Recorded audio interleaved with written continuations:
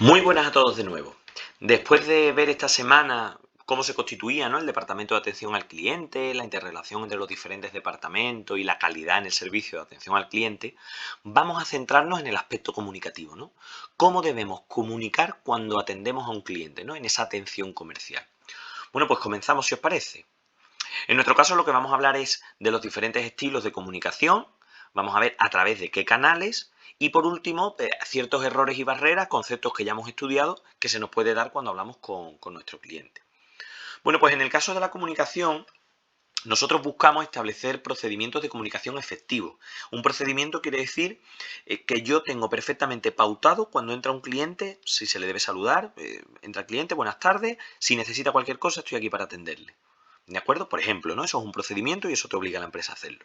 Entonces, ese procedimiento, que se da tanto para el cliente en la tienda, servicio postventa, cliente externo, tiene que contener la información de las características y especificaciones del producto. Es decir, al cliente hay que, digamos, tanto sea interno como externo, repito, tenemos que trasladar la información de las bondades de nuestro producto. Nuestro producto es este, sus bondades son estas y deberías de comprarlo por esto. ¿Vale? Entonces, esa gestión de esa comunicación, de ese traslado de información, es responsabilidad propia del departamento de atención al cliente. No tiene que ser que sea el departamento el que lo comunique, sino que gestione cómo se debe comunicar eso.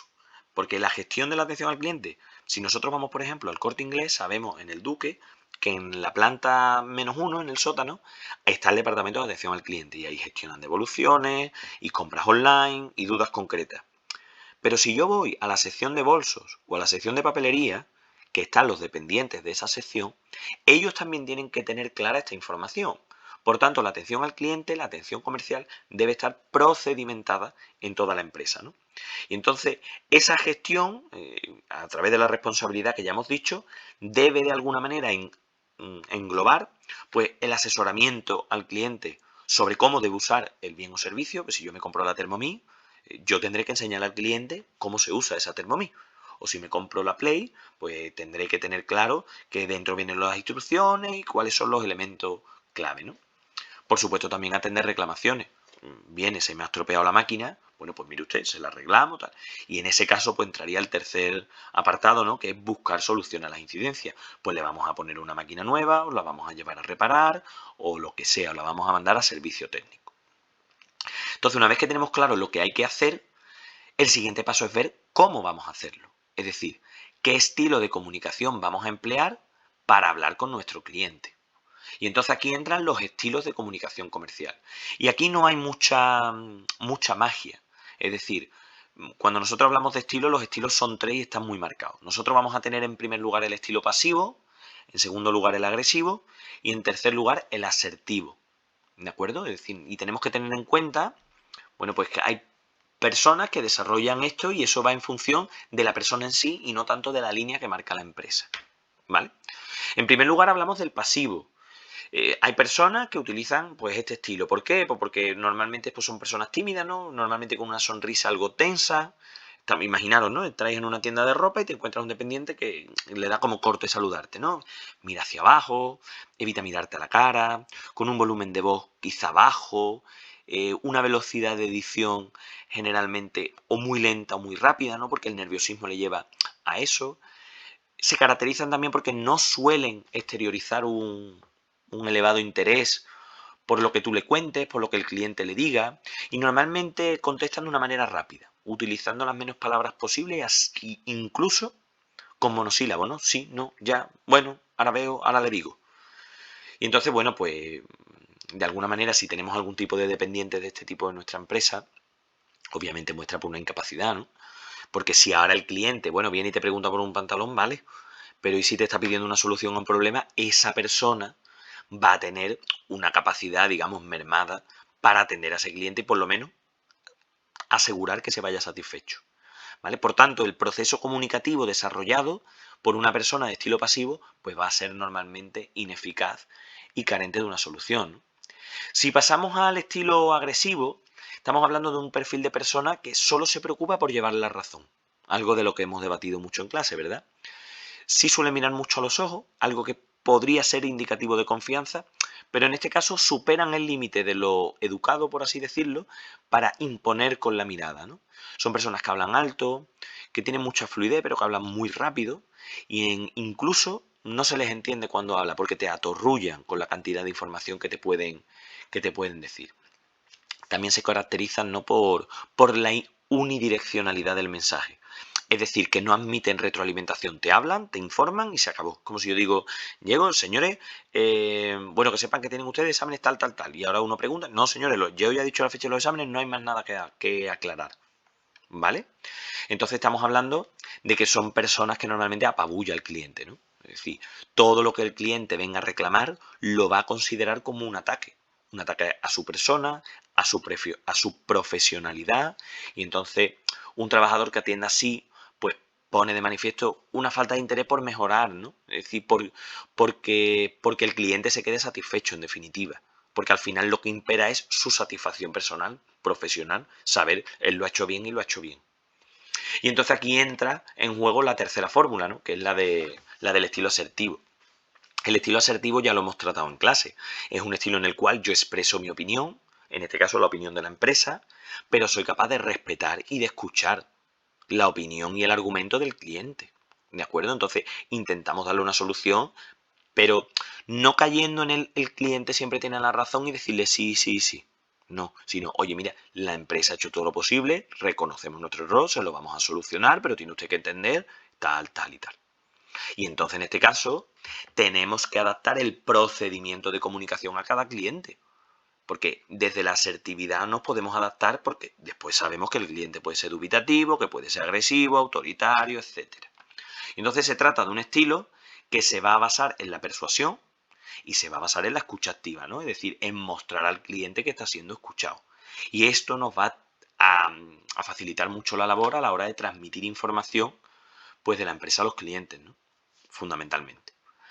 Además, esto generará, pues, una atmósfera un ambiente de acuerdo, porque cuando nosotros mostramos interés por escuchar, porque muchas veces el cliente está frustrado y necesita desahogarse, y además intentamos todo lo posible, incluso si no podemos solucionar el problema al completo, el cliente puede estar casi que de acuerdo, ¿no? Entonces, comunicar de forma asertiva, pues se va a notar también, pues con amabilidad, incluso con cierto tono amistoso, algo distendido. Tenemos que mirar sin intimidar, pero siempre transmitiendo confianza, con una entonación que varíe, ¿no?, en función de lo que deseemos enfatizar y lo que deseemos destacar, utilizando también un vocabulario variado, para lo cual recuerdo es muy importante leer. De esa manera, pues no se muestra cierta mediocridad, sino que se nota que estás hablando con una persona resuelta, con una persona que entiende, ¿no? Y con este estilo, pues obviamente conseguiremos hacer ver al cliente que es importante para nosotros, ¿no? Que lo que ha expuesto es importante, que le vamos a intentar dar solución y vamos a fomentar que su grado de satisfacción sea elevado y además, como ya hemos dicho antes, bueno, pues que de alguna manera sea nuestra principal publicidad. Bien, una vez que tenemos claras las formas, los estilos de comunicarnos, vamos a ver qué medios podemos usar, ¿no? ¿Qué canales? Bueno, y los canales los vamos a ver de una manera así rápida, ¿no? Los vamos a ver, ya los tenemos en la pantalla y los vamos a ir tocando poco a poco.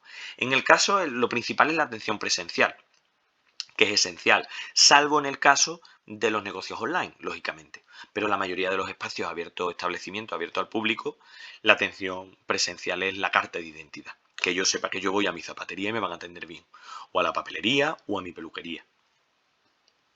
Entonces, obviamente, habrá un encargado que digamos, supervise que esta atención presencial pues sea efectiva, sea buena. Estamos hablando de una empresa grande, por ejemplo, el Corte Inglés, ¿no? Que los trabajadores estén con su uniforme, que se dirijan siempre al cliente de la misma manera, etcétera. Que no haya, por ejemplo, tiempos de cola elevados, que se agilicen, hombre, que el cliente se vaya satisfecho. Por otro lado, tendremos la línea telefónica, ¿no? La línea telefónica, normalmente estamos hablando de servicios de operadora. Por ejemplo, grandes compañías telefónicas o aquellas que te atiendan a través de un canal personalizado. No estamos hablando que yo llame a la barbería. A la barbería y, oye, que voy a coger cita. Hombre, sí, es atención telefónica, pero estamos hablando de algo muy, muy elemental. Estamos hablando de cuando ya llamas y te están dirigiendo a través de un buzón de voz, etcétera, etcétera. Entonces, ya hemos dicho que tiene que ser un servicio con un horario flexible, amplio, con un teléfono gratuito, ¿de acuerdo? Es por lo menos aconsejable. En tercer lugar será la página web. Fijaos, la página web es una forma de contacto, pero es una forma de contacto ya no simultáneo.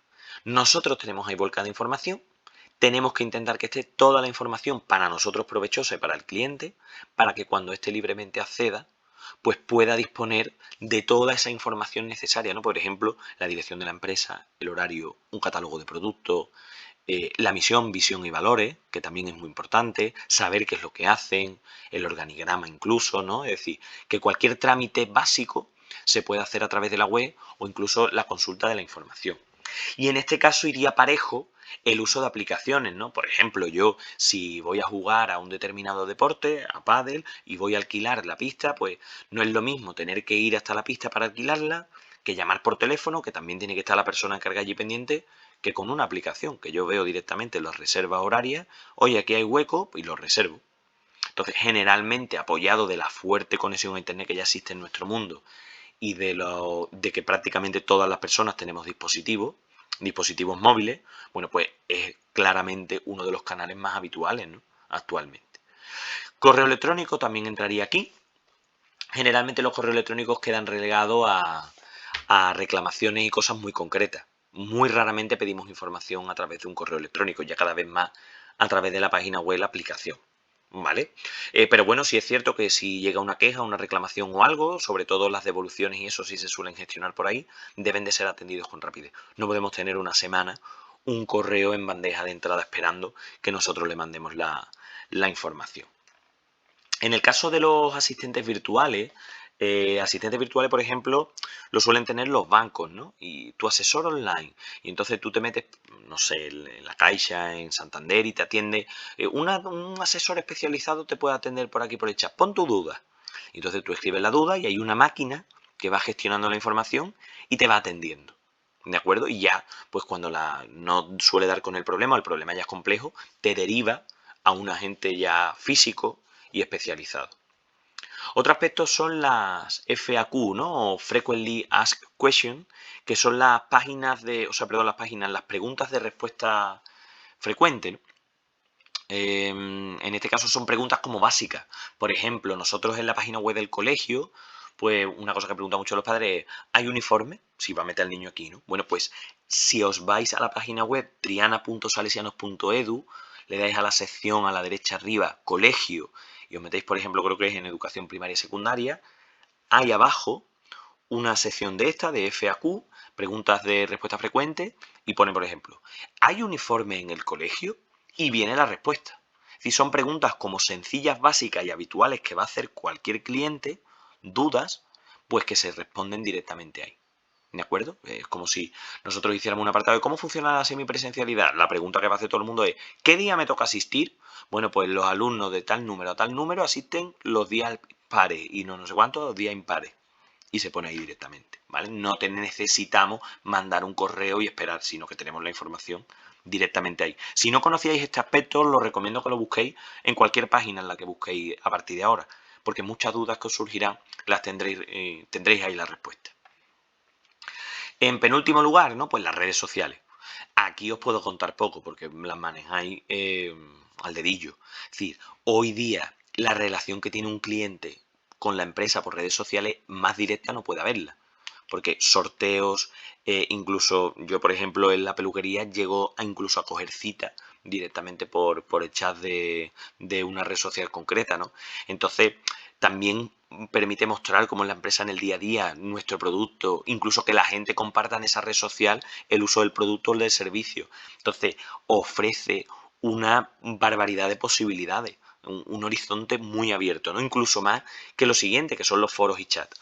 ¿No? Todos conocemos Foro Coche o el foro de Amazon, en el que ahí la gente va interactuando, ¿no? También es una fuente importante de información, sobre todo en este caso información externa, no la que facilitamos nosotros. Pero, por ejemplo, si vais a Google Play o a Apple Store a descargaros una aplicación y veis los comentarios, Ahí la gente a lo mejor pone la aplicación va muy lenta, no sé qué, no sé cuánto, o muy bien esto, no sé qué.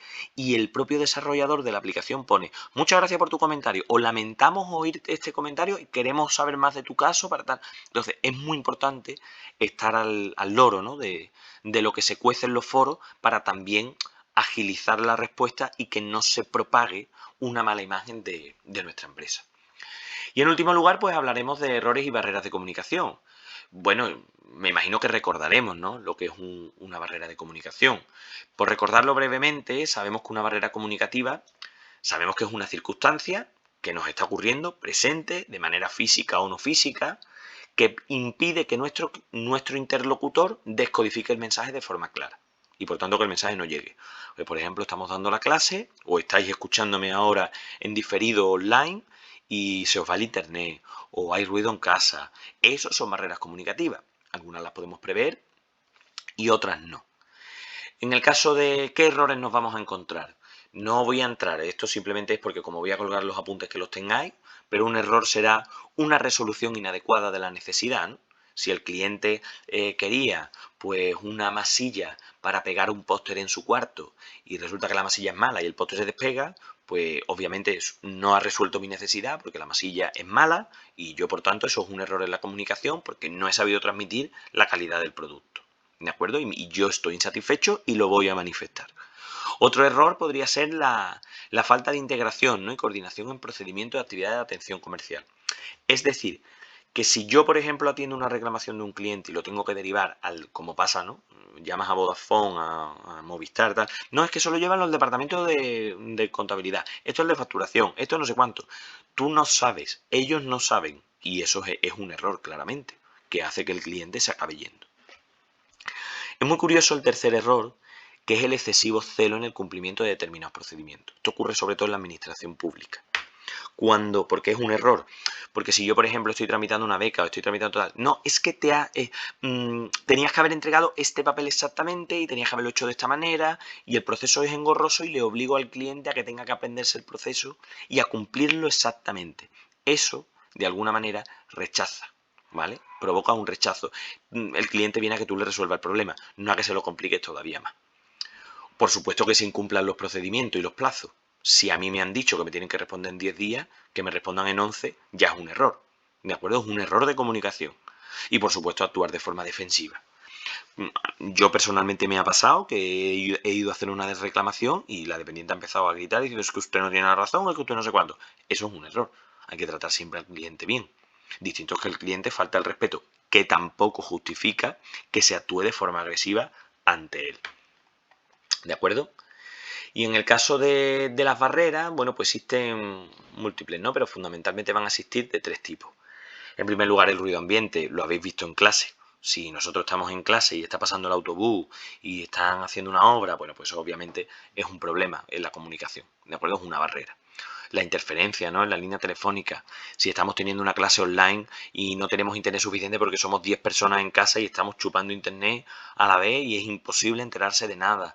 Estoy intentando tener una tutoría o estoy intentando tener una reunión y la otra persona está con la luz apagada. Son barreras que nos impiden que esa comunicación sea efectiva. El idioma, eso ya lo hemos visto. Es decir, yo tengo una tienda en el centro y no tengo ni papa de inglés ni de nada y me entra mañana un sueco. Y muy difícilmente le voy a poder vender algo en condiciones. Y por último, y esto ya lo hemos visto en el tema 1, las experiencias previas, ¿no? Tampoco me voy a parar mucho. Los valores, la forma de pensar, prejuicios, las ideas preconcebidas, los estereotipos. Eso nos puede echar para atrás y tenemos que recordar que es importante que lo tengamos en cuenta. Hasta aquí la comunicación en la atención comercial. El próximo día veremos elementos y técnicas de esta atención comercial, ¿no? Y centraremos un poquito más esto que hemos introducido en esta clase online de hoy. Espero que os haya servido, que os estéis enterando de toda la información que es necesario procesar de esto, que también estéis tomando, hombre, algún apunte o alguna anotación. Y bueno, nos vemos en el siguiente vídeo. Ánimo a todos.